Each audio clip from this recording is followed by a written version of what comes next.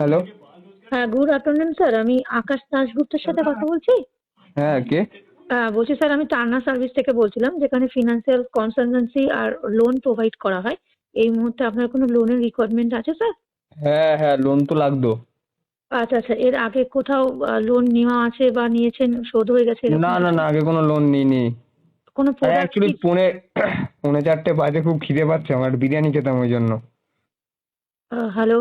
হ্যাঁ বলছি, পৌনে চারটে বাজে খিদে পেয়ে গেছে, একটু বিরিয়ানি খেতাম ওই জন্য। মোটামুটি 300 টাকা মতন হবে। আপনি কোন ডিপার্টমেন্টে কাজ করেন একটু বলবেন? আমি ব্যবসা করি। কোন, মানে কিসের ব্যবসা করেন? আমার জাঙ্গিয়ার ব্যবসা। পড়াশোনা করেননি বলেন? না না না। বোঝা যাচ্ছে আপনার যে বাবা মাকেও নিয়েই পড়াশোনা করেননি, বোঝা যাচ্ছে। ফোনটা রাখুন, একটু দাঁড়ান না, ভর্তি শুনুন হন না। স্কুলে। আপনি শুনুন, ওই মমতা দি আছে না আপনাদের রেগে যাচ্ছেন কলকাতায়, কেন? মমতা দির আরে আপনি সঙ্গে একটু রেগে পড়তে যাচ্ছেন কেন? বসুন।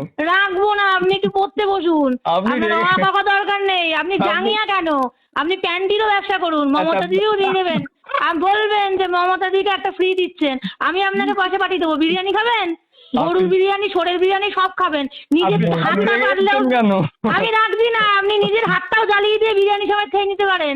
আমি আপনাকে সাজেস্ট করলাম, দাঁতটা একটু কম ছাড়াবেন।